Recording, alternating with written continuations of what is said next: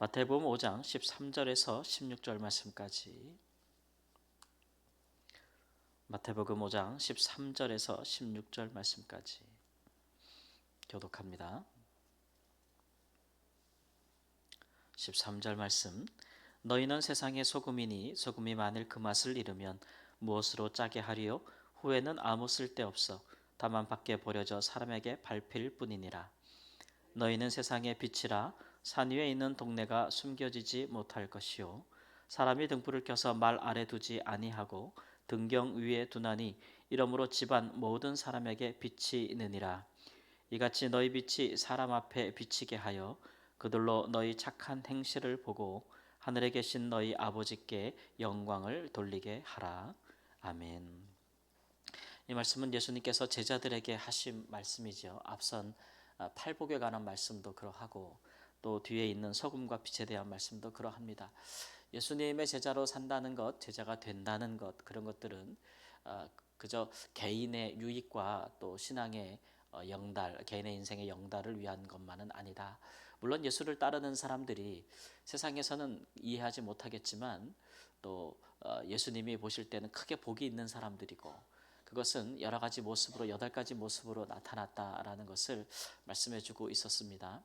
그러나 또한 예수님의 제자로 산다는 것, 제자의 길을 간다는 것은 세상과의 관계에 있어서도 분명히 어떤 그 특징을 드러내게 될 것이다 라고 하는 것이죠. 그것을 가리켜서 예수님은 이제 소금과 빛으로 말씀하셨습니다.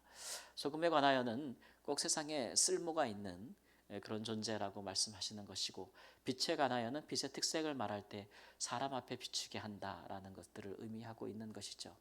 이렇게 예수님의 제자가 된다는 것은 세상과의 관계에 있어서 감춰질 수도 없고 또 숨을 수도 없는, 그것은 반드시 그 존재가 드러나고 나타날 수밖에 없는, 또 예수님께서 제자를 양육하시는 것은 또 제자들에게 모든 것을 나타내시고 또 제자들에게 모든 것을 보이시고 또 제자들을 끝까지 사랑하시는 것은 세상에 있어서 제자들이 예수님이 하셨던 그런 역할을 하기를 바라시는 예수님의 간절한 마음이라고 할 수 있을 것입니다.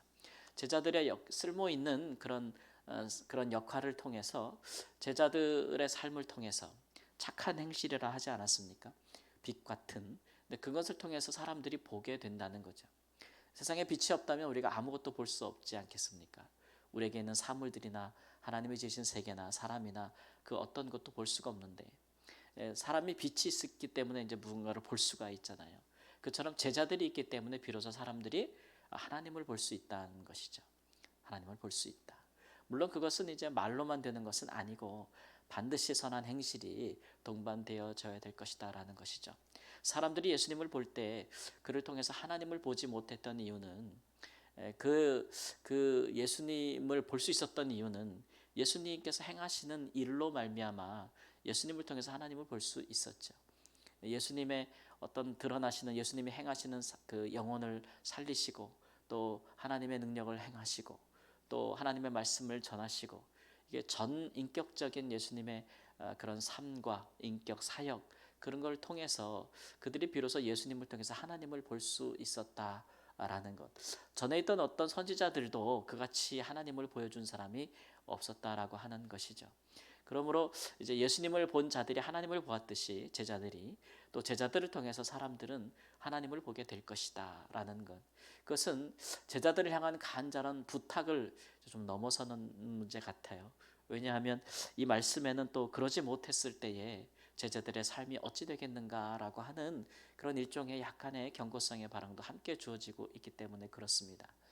쓸모가 없다면 소금은 사람들에게 밟힐 것이다. 이 얘기는 이제 과거의 소금이 고대 이스라엘에는 이렇게 그 돌 같은 곳에 이렇게 뭉쳐 있는, 소금기 있는 그런 성분이 뭉쳐 있는 것이기 때문에 그런 것들을 물에 녹여서 쓴 뒤에는 남는 것은 자갈밖에 없거든요. 또는 흙 같은 것들, 그런 것들은 지붕 위에 흩어서 지붕을 평범하게 하는 흙으로 덮거나 아니면 밖에 자갈처럼 버리는, 그래서 사람들에게 밟히는 역할을 했는데, 그렇게 되지 않겠느냐라는 말씀. 사람이 빛을 밝혀놓고 사람에게 비추게 하지 말 아래 이렇게 아래에 두는 경우가 없다 하신 것처럼, 제자들이 그 제자로서의 예수님께서 간절히 원하시고 부탁하시는 바, 또는 이제 좀 더 강하게 얘기하면 위탁하시고 위임하시는 바, 세상에서 그런 소금과 빛의 역할에 대한 마음이 없다면 그 제자됨이라는 것이 무용한 것이 될 것이고 무익한 것이 될 것이고 오히려 세상을 더 어둡게 하는 것이 될 것이다. 여러분, 세상을 어둡게 하는 것이 물론 죄와 악한 행실을 하는 악인들에 의해서 저 세상이 어둡게 되고 무용하게 되는 일들이 있지만, 그러나 이제 오히려 하나님을 믿고 하나님을 따르는 사람들이 하나님을 아는 빛을 세상에 비추지 못할 때, 또는 믿는 사람들이 또는 타락할 때, 그런 것들이 오히려 세상을 더 어둡게 할 수 있다라는 일종의 어떤 경고의 말씀도 함께 주어지고 있는 것입니다. 그래서 제자들이 자신의 존재를 예수님께서 이처럼 소금과 빛으로 높이 살 때 마음이 기분이 좋고 그렇잖아요. 우리 존재를 그렇게 귀히 여겨주시는 이 말씀은 제자들이 얼마나 듣고 흥분이 됐겠어요. 그러나 그런 모든 하나님 예수님께서 주시는 모든 축복의 말씀들은 또한 강한 또 소명과 부르심의 말씀과 함께 주어지고 있다는 것들을 우리가 기억해야 될 것이고, 내가 예수를 믿는 것이, 내가 그리스도인이 된 것이 나 자신의 이 유익과 나 자신의 어떤 축복에만 그치는 것이 아니구나. 세상을 염두에 두고 하나님께서 우리를 이처럼 먼저 부르시고 먼저 하나님을 알게 하심으로써 우리의 삶을 통해서 세상 사람들도 하나님을 보게 하고 또 하나님께 영광을 돌리게 하려는 목적이 있구나. 언제나 세상을 향한 하나님의 이런 뜻이 있구나라는 것들을 깨달아 하심으로써 우리가 이런 것을 목적에 두고 예수님을 따르는 것과 그렇지 않은 삶에는 너무나 큰 차이가 있다는 것을 우리로 알게 하시는 것입니다.